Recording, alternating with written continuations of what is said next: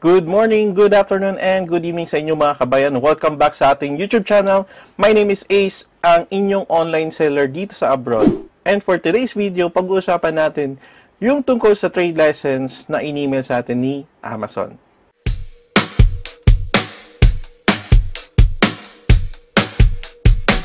So kung hindi ka pa nakakapag-subscribe dito sa YouTube channel ko, please hit that subscribe button tapos i-like mo na rin siya.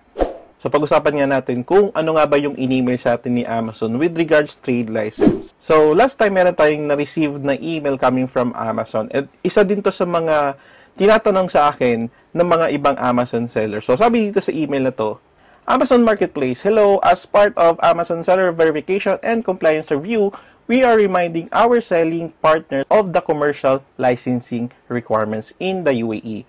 Please note that Amazon may conduct reviews of your information and you may be required to submit or update your commercial license information. So, sabi dito, why did I receive this message? You may have registered your account as an individual where valid license was not presented for verification. So, if you're wondering guys kung ano nga ba talagang ibig sabihin dito ni Amazon, first thing pag-usapan muna natin, is it valid or legal nga ba magbenta dito sa UAE without trade license?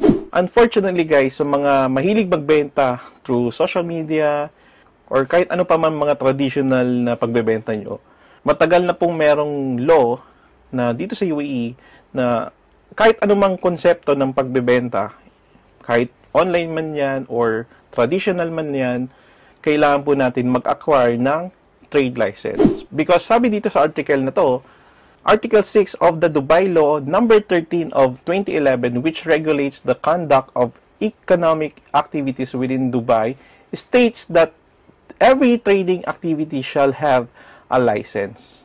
So I have read this article from College Time na wherein totoo naman talaga na, again, kahit po nagbebenta tayo through online or kahit traditional na pagbebenta, we still need trade license po. Because otherwise, kapag po nahuli tayo na walang trade license, po kayong makaharap ng mabigat na fine.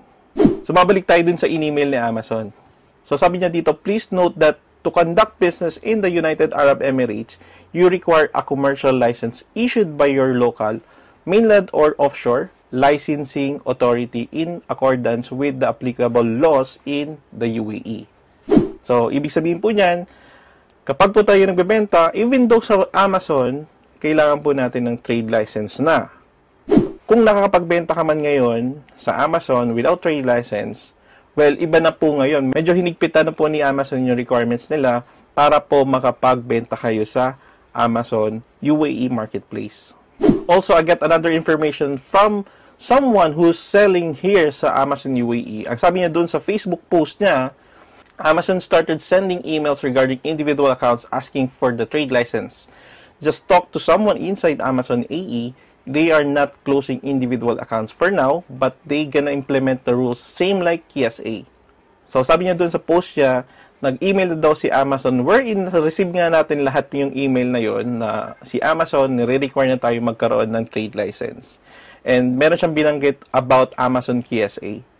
So bigyan ko kayo guys ng storya about Amazon KSA. What happened nung in-implement din ni Amazon KSA yung in-email sa atin. So doon sa Amazon KSA guys, marami yung nagkaroon ng Amazon selling account even though they don't have the business permit. And ang nangyari doon is, they keep on selling hanggang sa dumating yung time na nag-restrict na yung Amazon and ni-require na lahat ng Amazon seller na magkaroon ng business permit. And unfortunately, yung mga hindi po nakapag-submit ng business permit ay hindi naman po sila na-ban, hindi naman sila na-deactivate or hindi naman nawala yung account nila. Ang kaso, ang nangyari ay, yung mga products nila na binibenta sa Amazon is hindi na po siya makita doon sa marketplace ng KSA. So, ibig sabihin dito guys, kapag hindi po tayo nag-comply dito sa in-email ni Amazon, we only have until December 31, 2024 para po magkaroon ng trade license and masabit natin doon sa profile natin yung trade license at hindi po ma-deactivate yung mga product listing natin. But don't worry guys, hindi naman mawawala yung account mo. Yun nga lang, hindi siya magla-live. Yung mga products na ina-upload natin, kung marami na po kayo na-upload, hindi na po siya makikita basta-basta kapag po hindi kayo nakapag-submit ng trade license. As per dito sa Facebook post niya, sabi niya dito, as per Amazon, they will not suspend the individual accounts immediately. For those who are launching a new private label or have a good private label products on individual accounts, should register the trade license.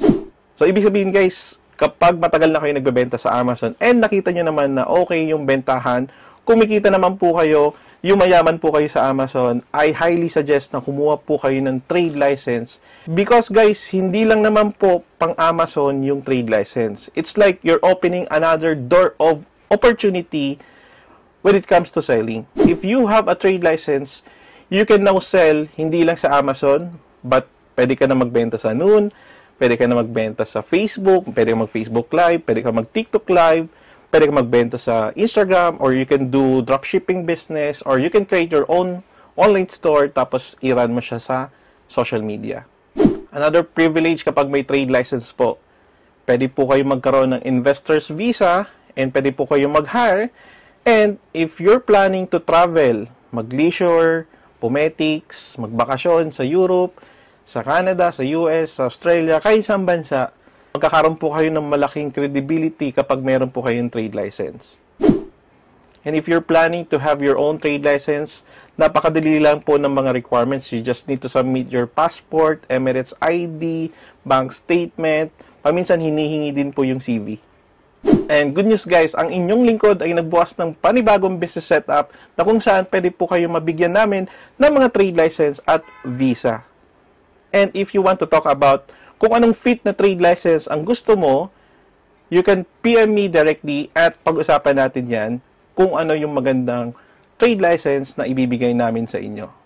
So, I hope sana guys nag-enjoy kayo dito sa video na to and marami po kayo natutunan about trade license and Amazon selling. And kung sa tingin nyo guys deserve ng like nitong video na to, please hit that like button tapos mag-subscribe na rin kayo. And don't forget to follow me also from Facebook, from TikTok, and Instagram. So, if you have more questions about Amazon selling, Noon selling, or any platforms when it comes to online selling, don't forget to comment below. Sasagutin po natin yan. And I hope to see you again sa susunod nating video. So, yun lang guys. Happy selling mga kabayan.